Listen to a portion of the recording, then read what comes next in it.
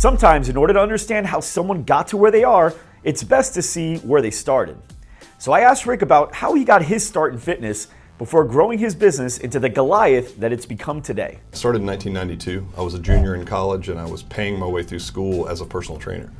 And in 92, if you had a personal trainer, it was a little bit like having a tennis pro in the 80s. Like, all the ladies went, ooh, like what does a personal trainer do? It wasn't even a real profession at the time. I was hopping around to different people's homes and working in some different gyms. As a matter of fact, I would have to explain to the gyms what a personal trainer was and then ask if I could work there. And a lot of them were just like, yeah, just don't bother us, right? No one had training anywhere, which is hard to think about now. But, got tired of hopping around and thought, it'd be cool if we could bring all of this into one facility and just dedicate sort of 4 walls, if you will, to just personal training, which at the time was a really novel idea. No one else was doing it. Sometimes being successful has a lot to do with being at the right place at the right time. And personal training really started to come around in the mid-90s.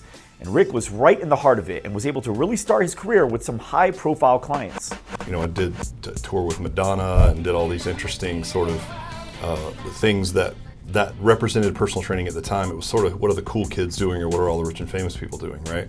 As cool as that sounds, Rick knew that the easiest path to scaling his training business was to not just target celebrities, but find a way to work with the everyday person as well.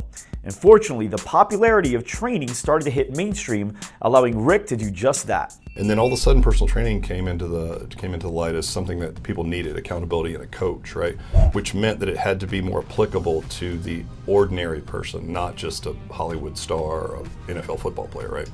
And then we scaled our business around that, essentially making things more affordable. But it wasn't smooth sailing from there. Rick definitely faced the challenges that normally come with being involved in a relatively new industry. But being the businessman that he is, he quickly adjusted and found new opportunities instead. Had a hiccup, almost went out of business, scratched our way back, and the scratching our way back became the impetus for our licensing. So we had to systemize everything. And then we started doing some consulting, I started doing some speaking, and one day a Gold's Gym guy that was in my market stopped by on a Saturday morning, and there was 100 people in there all at one time paying for training, and he said, man, could you take what you're doing and replace my personal training department with it? And I thought, I don't know, like you're those guys, we're these guys. That was our market position. And so, but it seemed like a pretty interesting challenge. So we tightened everything up, we put it on an online platform, we gave it to this guy, and here we are 8 years later with 2,000 clubs worldwide of all shapes and sizes. Later on, I asked Rick about what he believes are the advantages of investing into a fitness studio franchise versus starting your own independent fitness studio. It's a proven system, first of all. So you don't have to create everything from scratch. Imagine, and I've done it, obviously I was born in an independent studio. You have to create your own brand.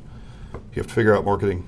You have to figure out everything, essentially. What tech platform is best? How do you tie everything together? All of that. So I would say it's a true partnership in the sense that you are getting a massive shortcut for someone and you're paying for that, right? So you're basically bringing on a minority partner, and for that minority partnership, that person's going to give you resources and knowledge and coaching to help you be successful.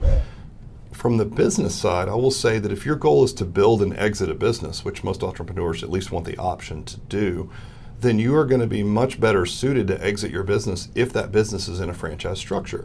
Because if you own a one-off business, right, as entrepreneurs are, they can be a little crazy, and you can create like a complicated, what looks like a complicated, maybe people-driven, meaning the superstars on the team, business, where to an investor or a buyer, that's not that attractive. They don't think they can grab that and run with it, especially if the main person's going to exit, right?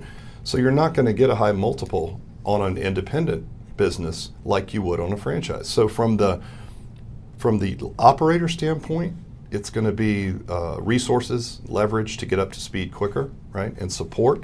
And from the investment standpoint, you're going to get a much higher multiple on your investment if you're selling something that's in a franchise structure.